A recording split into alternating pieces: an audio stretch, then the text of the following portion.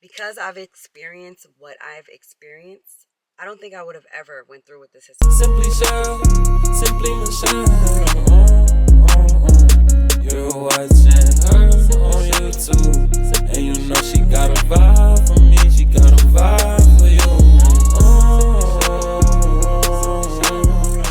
Hey guys, welcome back to another video. It's your girl Michelle. I'm back doing a part 2 of things that they don't tell you after having a hysterectomy. If you guys are just now tuning in, I had a total hysterectomy March 21st, 2022. So it's officially been 2 years, which is crazy. Time just flies by. I have several videos on my channel explaining my signs, my symptoms, how I got here. So if you guys are interested in finding out more in depth of like what you should look out for, even though everybody's different, we'll definitely link it for you guys down below so you can just binge watch. Because I know when I want to find out about something, I obsess over whatever it is I want to know about. So total hysterectomy is the removal of your uterus as well as your cervix, sometimes your ovaries. For me, being that I was still young, the doctor recommended that the ovaries stay. Thank God my ovaries are still intact and everything is still fine with them. I also did have my fallopian tubes removed. And then you have a partial hysterectomy, which is when they just take out the uterus and they leave your other pieces in there, the other parts in there.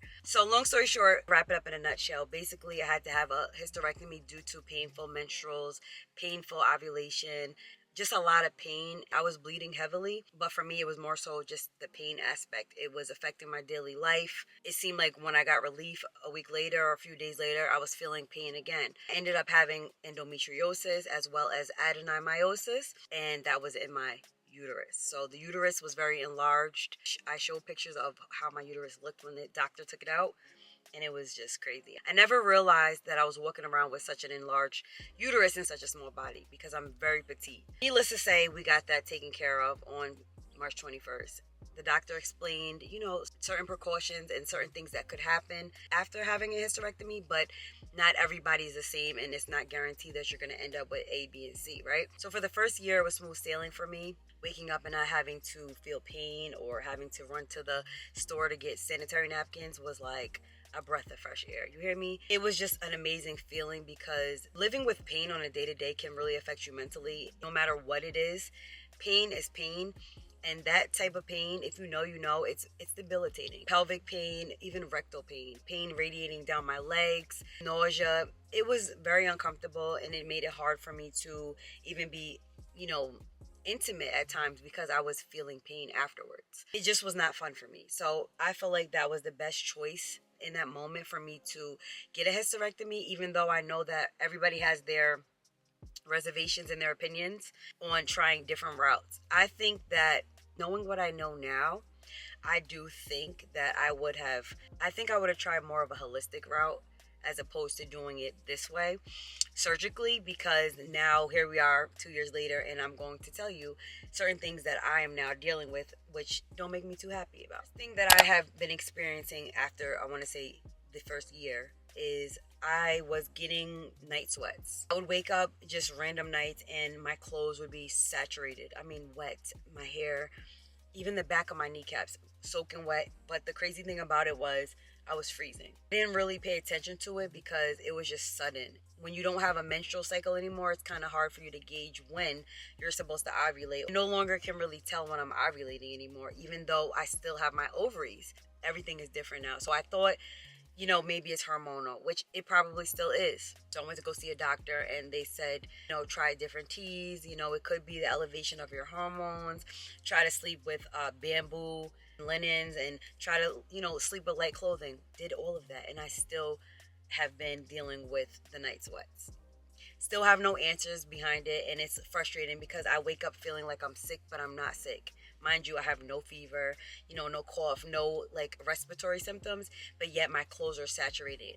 My clothes are saturated, and I'm changing my clothes at least 3 times in the middle of the night. Sleep gets broken, and then I wake up like a zombie the next day because I'm a mom at the end of the day, and I'm always, have to show up for my kids. So that was something that I'd never experienced before having a hysterectomy. The second thing that has been very hard on me, more of an annoyance than hard, is I've been having bladder issues.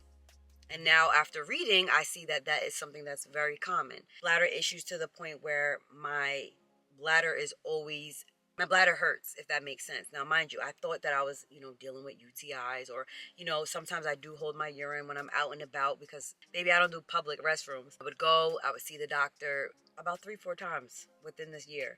All of my urine cultures came back fine. There's no indication of a UTI, a yeast infection, no kidney stones, nothing. But it did show that I had some blood in my urine, which they really don't understand why. Again, I'm just clueless because I'm like, my bladder has never had this issue. Told you guys about the night sweats. Now I'm having to wake up because I can't hold my urine. I'm not leaking or anything like that, but it's almost like, how could I describe it? When you're pregnant and that baby's foot is on your bladder and you out and you can't hold it and you're gonna pee any and everywhere. That sensation that I get is so sudden and it's so strong that I jump up and I have to go to the bathroom. And it's literally like a gush of water. It's not like I'm tinkling. No, I'm peeing. Tried everything down to don't drink 2 hours before bed, don't eat certain things, yada, yada, yada, all the stuff that they tell you not to do. And I'm still dealing with it. So needless to say, this is the end result. Your girl has an overactive bladder and it sucks. Okay. It sucks because my bladder is overworking and I had to do some research to realize that the bladder is literally close to the uterus, right? So now that my uterus is taken out, I feel like it put pressure on the bladder, So some people, thankfully, praying to God it doesn't happen. Some people are, they leak or, they don't feel like their bladder is able to empty fully. So these are the things that I just wasn't ready for. I'm just not. So hopefully things will start to get better. I definitely am, going to a doctor for that. And hopefully we can get this bladder together because I don't have time for this. I really don't have time for this. The last thing that I've been dealing with is pelvic floor tightness, which I have never in my entire life heard of anything like that. I'm now going to see a pelvic floor therapist because when you have a hysterectomy and they take, your organs out, of course, your other organs have to find space in your body. So obviously your intestines and stuff will fill up the empty space, but it also can shift and like mess up certain things with your body, right? I was feeling a lot of discomfort where my uterus was and I was like, oh no, is this scar tissue? Sometimes you can get adhesions after you have, surgery. Sometimes it can be painful and sometimes you have to go back and get it taken out or whatever. Upon going to my doctor, he recommended that I go see a pelvic floor therapist. What even is that? Did y'all ever hear of that? The stuff they have nowadays is just like, wait, what? So I went to go see her. They did a quick examination on me. And upon her checking me internally, they got to go inside. Like you getting a pap smear or whatever. She felt and she said that you have a lot of tension and a lot of tightness. And your pelvic wall is supposed to be like this. Mine's is like this. So meaning it's too tight, which can then cause a lot of discomfort in the pelvic area. I've also been experiencing rectal pain that decided to revisit again. And sometimes after being intimate, I feel a little bit of discomfort. Touch back on the intimacy because a lot of people have been asking or have this whole idea that after you have a hysterectomy that you have no more walls or it's going to feel different or your body just doesn't function like the way that it once did. All of these different myths and stories that people tell. I'm here to tell you out of my mouth, from my mouth to your ears, that is a daggone lie because she works better than ever. So I'm not having any issues with down there, with vaginal dryness or just, certain stuff that some women deal with. Thankfully, do feel a little bit of cramping where my uterus used to be, which is scary because it's just like, my uterus ain't there, so what's there? I've been going like every 2 weeks to pelvic floor therapy, and I feel like it has helped a lot because they have recommended that I try these dilators, and basically you have to work your way up to certain sizes, and each week you go up a little bit, and it's going to help to stretch the pelvic and loosen it up some because stress can cause tightness. There's different factors that play a part in why your pelvic wall gets really tight. Main one being having surgery, you know what I mean? So I'm doing the dilators, and also they recommended some like yoga poses that help to open up the pelvic wall so that it's not so tight and it's not in any distress. Sometimes when we're under a lot of stress, and I feel like that this is my main reason, we tense up, right? So think about our organs, our bodies. When you get nervous or you get tense or you get aggravated, you tense up your shoulders, your stomach, you know what I mean? So just think about the pelvic, that gets tense as well. Touching back on the rectal pain, it could possibly be endometriosis, but that's something that's very tricky, the doctor said, because he doesn't want to go in with a scope and play with, your bowel. Your bowel can be very sensitive, and if you do the wrong thing, you can end up, God forbid, with a bag. So the doctor's a little afraid to like try to deal with that because I've been feeling a lot of cramping. Have you ever experienced any rectal pain, having like endometriosis, adenomyosis, or any like cramping when it comes to your menstrual? Please let me know, because I've been dealing with the rectal pain since before the hysterectomy. That pain is like labor. The baby's coming out of my butthole. It's like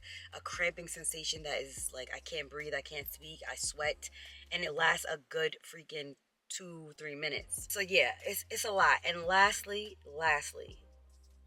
I was not ready for this, okay? Granted, I have 3 kids. I'm a whole mommy on it, right? They did not tell you that after having the hysterectomy, it's going to leave you with the kangaroo pouch. I've had 3 kids, like I told you, and my snapback game is like, you wouldn't believe it. See, I do my research, y'all, because I need answers. The doctors ain't going to tell you everything you want to know, so I'm going to tell y'all, even though I ain't a doctor. That's my disclaimer. After having a hysterectomy, they say you don't burn as much energy and your metabolism slows down. So being that your metabolism slows down, and I'm a snacker, specifically all throughout the day, that extra, food is just sitting there, and now I'm left with like a whole kangaroo pouch. It looked like a little tire, but it's not even just in the front. It goes from the front section, and it goes all the way around the back like a circle. It's like a tire. And I will say that out of everything, that has definitely affected me mentally, because I have been somebody who's always been, for the most part, in shape, petite. Your girl got the gym fit on now because, baby, we're working it out. I say all that to say, around certain times, we just don't feel like our best selves, right? And on those days when we don't show up for ourselves and we can't, or we don't feel like it, and then we look at ourselves and we don't like what we see, definitely take a toll on our mental health. Know that this is something that can be fixed, right? With hard work, dedication, and just staying active, changing my diet and laying off the Oreos and the ice cream. But it's still something that was shocking to me, because before I went into having the surgery, my stomach was pretty flat. And then now we have, fast forward, I started to notice a little bit of the bulge. It's more like a bulge. I want to say about a year, I started to see my stomach started to look a little more plumpier, fuller. And I thought that it was just bloat. And it's like I look bloated 24/7. Like, why? I've been juicing. I've been, really trying to see a difference. And sitting down, it makes me feel worse. And even when I wear my leggings, because I'm a legging lover, when I wear my leggings, it's like the top part is fine, and then that right in that middle, that midsection, that stubborn section, we all have a little of that, and don't have no kids. And then this, I guess it was just the hormones. We go through so much as women. It's just so hard to process certain things, especially when you're taking a chance on your life to have this surgery so that you can better the quality of your life, because we've already been going through hell. And then there's the aftermath. Things that a lot of people just don't tell you, or they don't want to talk about, or better yet, the doctors don't really tell you, because it's all about, but we're not going to talk too much about that. Don't want to scare anybody. I also will say, I'm not a doctor. This is my experience, and this is what I've been dealing with. Your story and your surgery process may be way different. But I will say, be mindful and just do your research before you decide to go and get a hysterectomy, because there are some symptoms and there are some things that may be a little uncomfortable afterwards. And then there's some people who have absolutely no issues to be found. They feel like it was the best decision. Would I be me if I didn't keep it real? No. I wish I would have tried other techniques first. Absolutely. Because after it was all said and done, I didn't even know that there were other solutions or other techniques that could have been done before I went the big route and took my reproductive things out. It's done. We're not going to cry over spilled milk. It did improve the quality of my health. The pros is that you don't have to worry about bleeding anymore. 2, you don't have to worry about getting pregnant, no slip ups, none of that. Mentally, I feel like I'm in a better place because I don't feel the pain anymore. That actual pain from my menstrual cycle, that has gone. It's just sometimes those little aches and those little pains want to creep in or whatever. So I just been making sure to monitor myself.